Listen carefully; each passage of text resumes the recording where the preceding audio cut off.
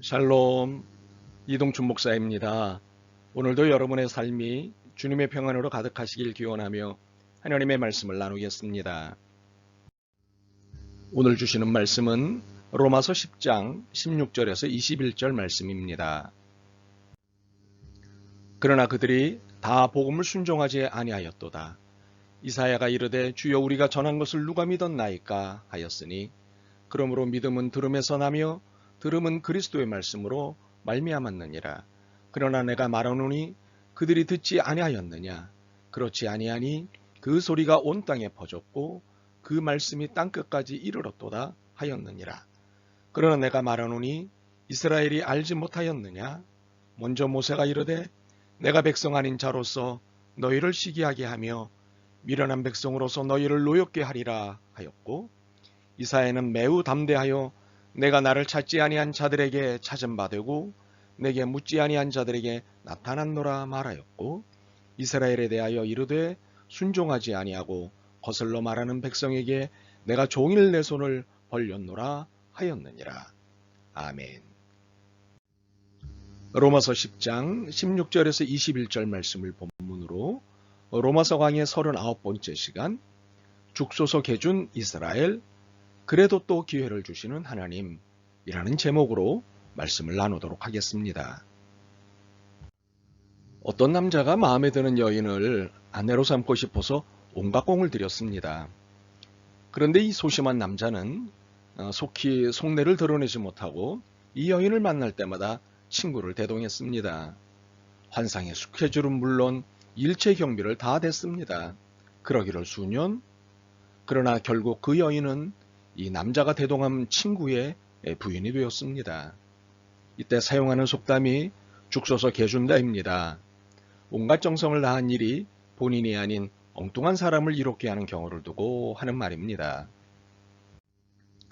오늘의 본문에 나타난 이스라엘의 평가서를 우리말 속담으로 말하자면 죽소 개준 이스라엘로 표현할 수 있습니다.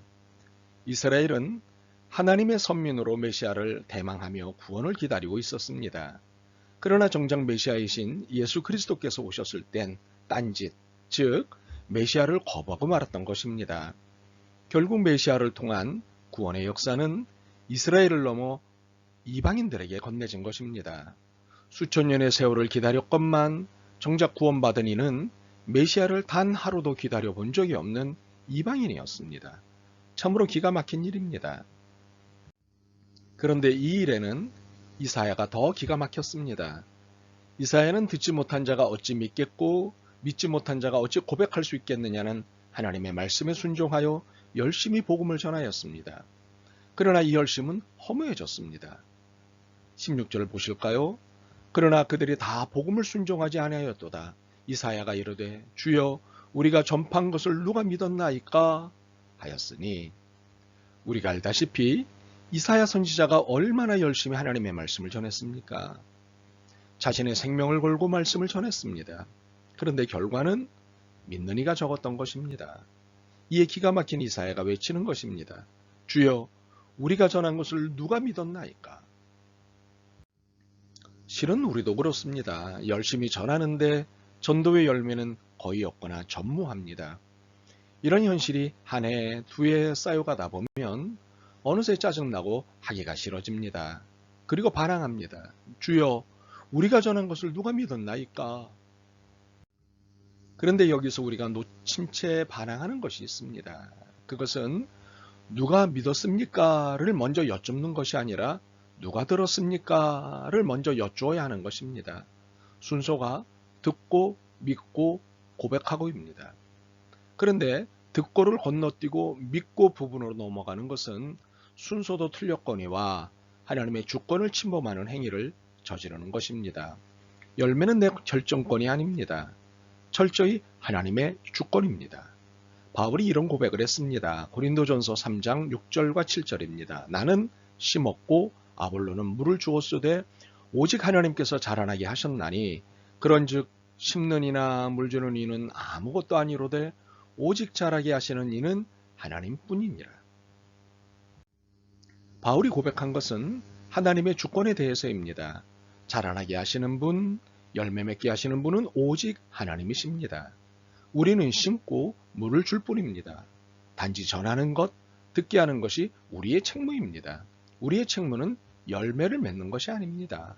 그러므로 하나님을 향해 주여 우리가 전한 것을 누가 믿었나이까? 라는 반항적 질문을 해서는 안 됩니다. 오직 전하기만 하면 됩니다. 나머지는 주님의 영역이십니다. 18절에서 바울이 이런 질문을 던집니다. 그들이 듣지 않았습니까? 이 질문에 이어진 답은 결코 그렇지 않습니다. 입니다. 그리고는 시편 19편 4절의 말씀을 인용하여 답에 보충을 합니다. 그 소리가 온 땅에 퍼졌고 그 말씀이 땅끝까지 이르렀도다. 이 말씀의 뜻은 우리가 전한 복음이 결코 소멸된 적이 없고 들려준 모든 이들에게 정확하게 전달됐다는 것입니다. 주여 우리가 전한 것을 누가 들었습니까? 라고 바르게 질문을 던진다면 18절의 답은 은혜가 됩니다. 문제는 열심히 복음을 전한 내가 아니라 전한 복음을 들은 그들에게 있는 것입니다. 이렇게 들려준 복음에 순종하지 않고 믿지 않은 그들이 문제이기에 하나님은 19절로 그들을 심판하시는 것입니다. 내가 백성 아닌 자로서 너희를 시기하게 하며 미련한 백성으로서 너희를 노엽게 하리라. 무슨 심판입니까? 구원의 은혜가 이스라엘이 아닌 이방인에게로 넘어간 심판입니다.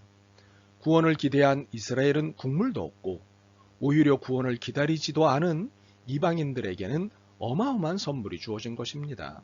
20절입니다.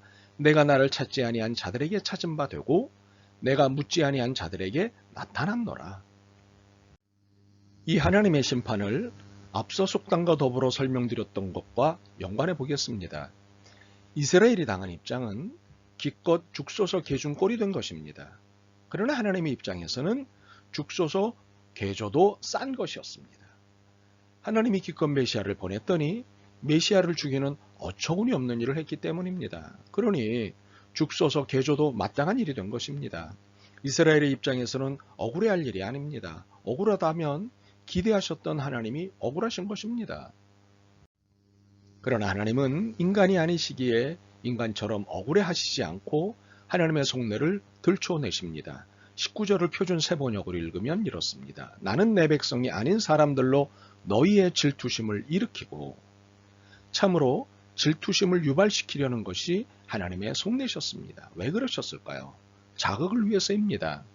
질투심이라는 것은 자극을 받아서 생기는 마음입니다. 긍정적으로 평가해 보면 자극으로 생긴 질투심이 전화위복을 가져오는 경우가 제법 있습니다. 바로 이 점을 하나님이 기대하신 것입니다. 결국 하나님이 기대하시는 것은 이스라엘의 구원과 회복이십니다. 이것이 하나님의 사랑이십니다. 그래서 사랑의 심판을 하신 것입니다. 구원의 은혜를 이방인에게 넘겨버리신 하나님의 심판은 사랑의 심판입니다. 그러면 왜 사랑의 심판일까요? 심판이면 심판이지 사랑의 심판은 무슨 말입니까? 혹 사랑의 매라는 것을 맞아보신 적이 있으십니까? 저는 맞아봤습니다.